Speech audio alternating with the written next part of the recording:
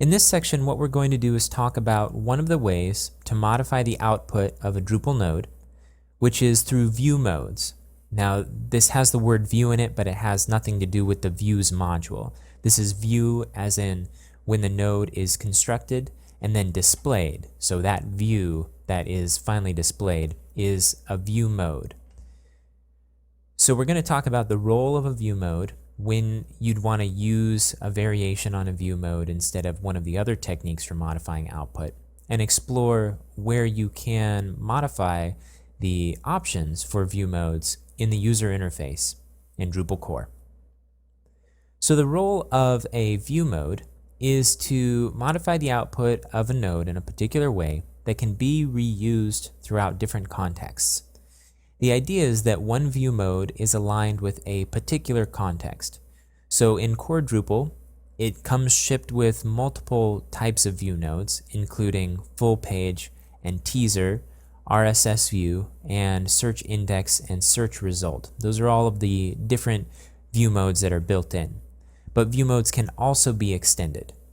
Now, if you've worked with previous versions of Drupal, then you might be familiar with the term build mode. And view mode is really a synonymous term, but in Drupal 7 we moved over to view modes instead of build modes. Let's talk about some of these different view modes. The full page view mode is used when a node is displayed on its own page, and we want to see all of the content.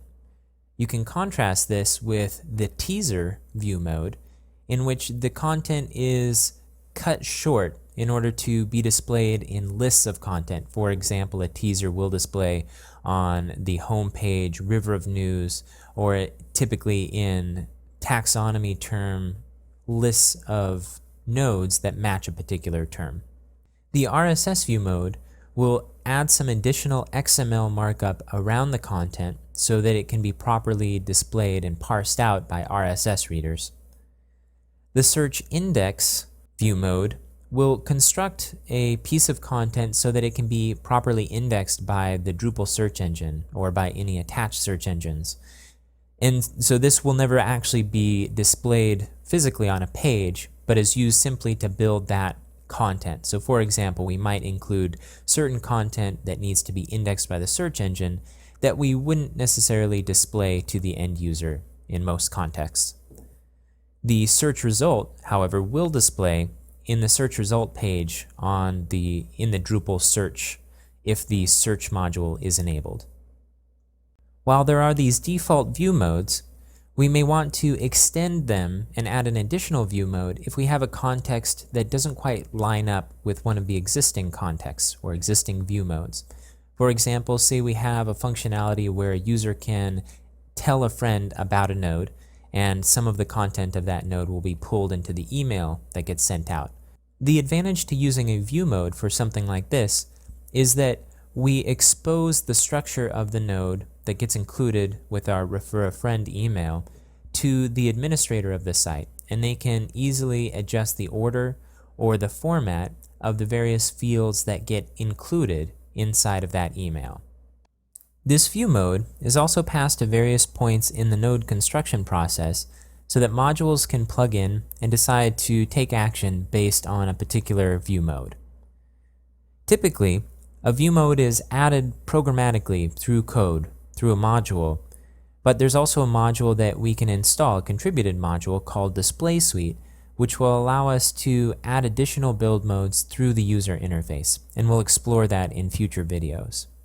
Now, a common way to adjust node output across various contexts is to use the Views module.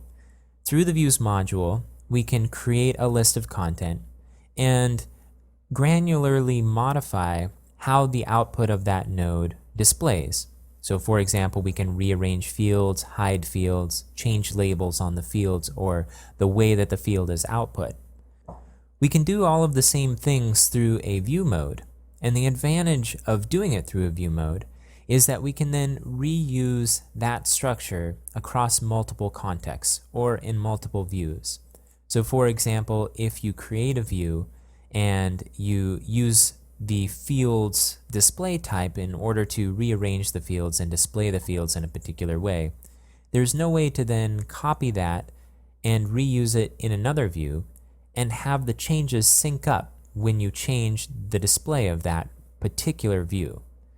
When we use a view mode, however, we can have one interface for changing the build order of that node, so which fields display in which order, and how those fields display. And when we change it, we can change it in any view that uses that view mode. So instead of using fields for a particular output in a view, we can use a view mode instead and be able to consistently know that when we make a change, that it will run across all of the different views that use that view mode.